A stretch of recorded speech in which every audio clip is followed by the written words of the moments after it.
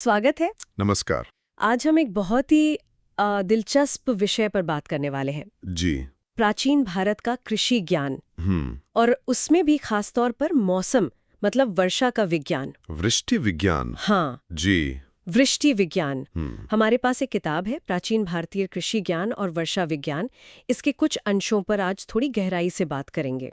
बिल्कुल। और हमारा मकसद सिर्फ पुरानी बातें दोहराना नहीं है, हाँ, बल्कि ये समझना है कि हमारे पूर्वज कृषि को, प्रकृति को किस नजर से देखते थे। उनकी सोच क्या थी? हाँ, क्या गहराई थी। हम्म, और क्या आज जब हम सस्टेनेबिलिटी, प्रकृति से तालमेल, हम्म, इन सब की बात करते हैं, हम्म। तो क्या उनके ज्ञान से कुछ सीख सकते हैं आज भी? हाँ, ये देखना वाकई में इंटरेस्टिंग होगा।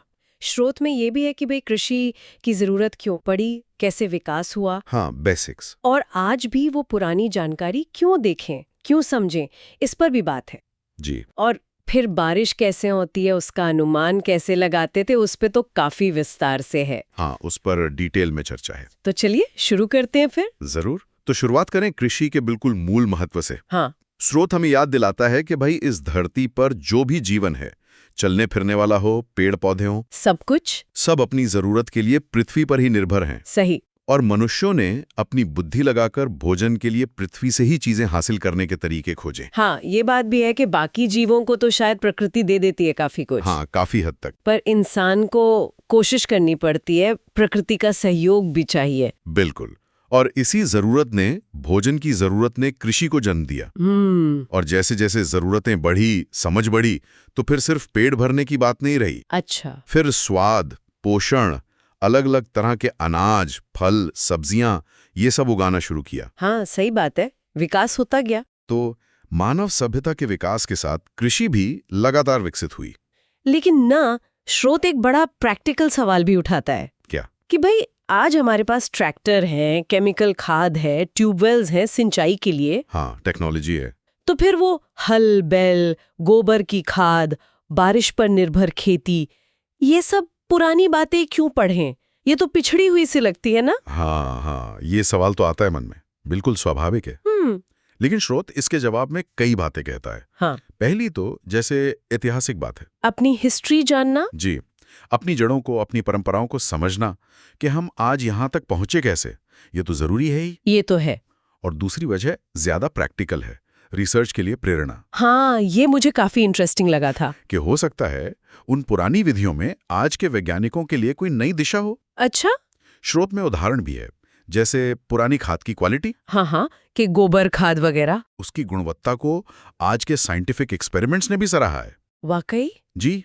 तो क्या पता उन पुराने सिद्धांतों में कोई ऐसा सूत्र मिल जाए जिससे हम मिट्टी की सेहत को नुकसान पहुंचाए बिना उसकी उर्वरता बढ़ा सके। हाँ, या कोई ऐसा तरीका जो आज की तकनीक के साथ मिलकर और भी बेहतर नतीजे दे। और एक तीसरा कारण भी स्रोत बताता है, जो शायद सबसे ज्यादा महत्वपूर्ण है आज के समय में। वो क्या है? प्रकृति के साथ तालमेल वाला नजरिया। अच्छा, सामंजस्य। हाँ, कि प्राचीन भारतीय परंपरा में प्रकृति का अंधाधुंध शोषण मतलब एक्सप्लॉइट करने की सोच नहीं थी।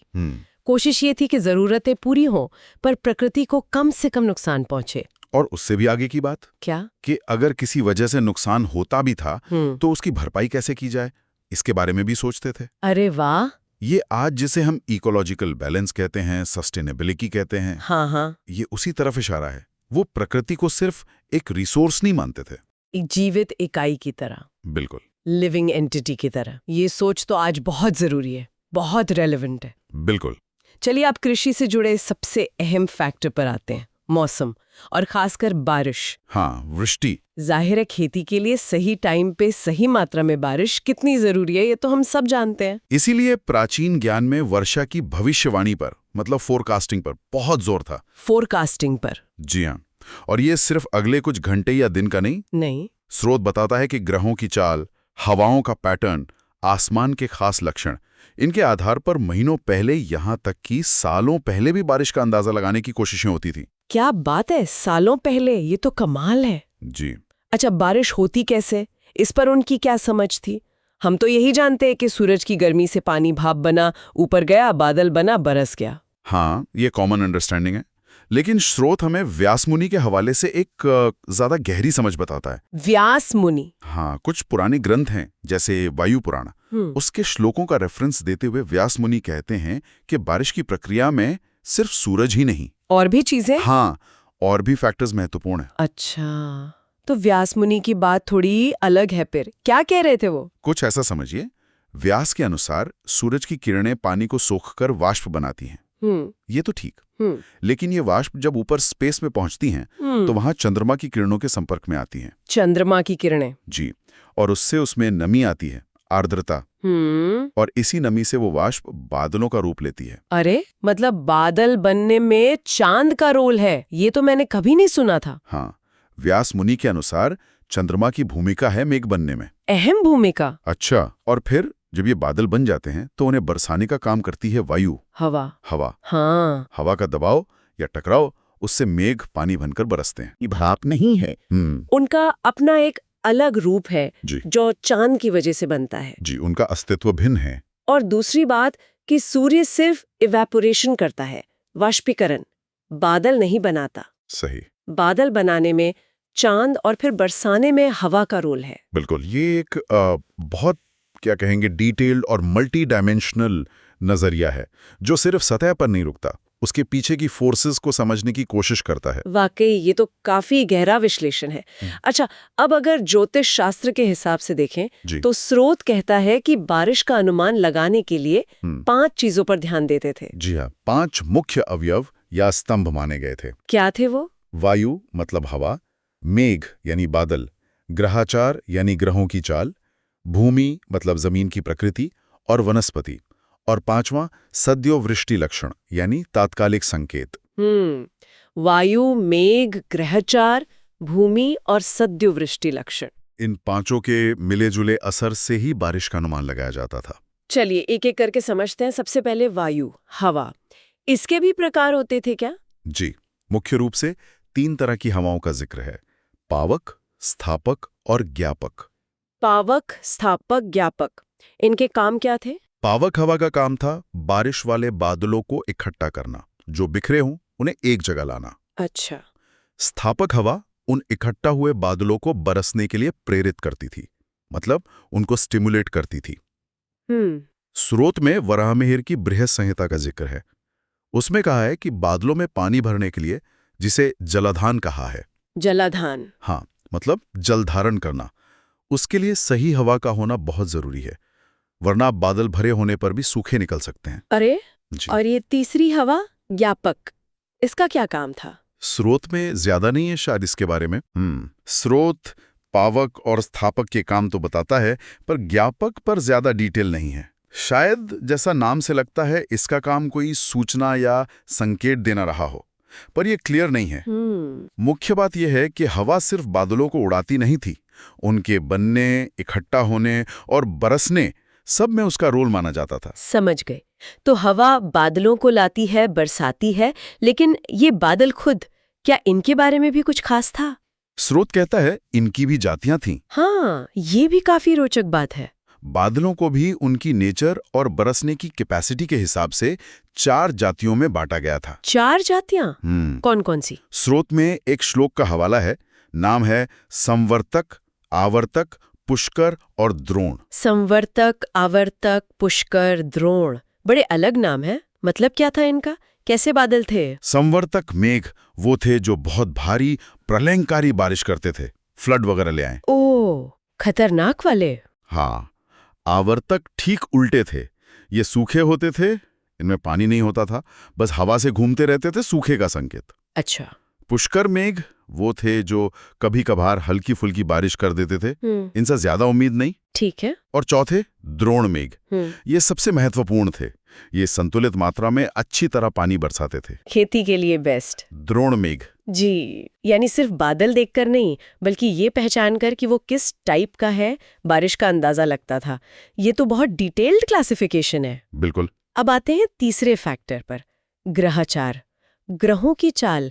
इसका बारिश से क्या लेना देना मानते थे? प्राचीन ज्योतिष में यह माना जाता था कि आसमान में ग्रहों की पोजीशन, उनकी आपस की दूरी, उनका अलग अलग नक्षत्रों में जाना, हाँ, ये सब मिलकर बादलों की पानी बरसाने की क्षमता को इम्पैक्ट करते हैं। अच्छा, ये थोड़ा कॉम्प्लिकेटेड लगता है तो, लेकिन स्रोत में एक लोक कहावत का उदाहरण है, घाघ और खना से जुड़ा हुआ। हाँ, क्या? आगे मंगल पीछे भान होवे ओस समान।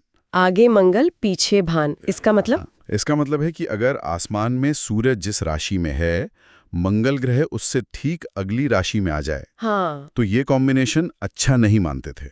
माना जाता था कि इससे बादल सूख जाते हैं, बारिश होगी भी तो बस नाम की, ओस जैसी। अरे वाह, कितनी दिलचस्प बात है। ग्रहों की पोजीशन से बारिश का अनुमान? जी। स्रोत में किसी श्लोक का भी जिक्र है, ऋक्ष प्रवेशे यदि करके, वो शायद ऐसे ही किसी योग की बात करता होगा। हाँ, ऐसे कई ग्रह योगों का वर्णन है पुराने ज्योतिष ग्रंथों में, जिनसे बारिश की क्वांटिटी और टाइमिंग का अंदाजा लगाते थे।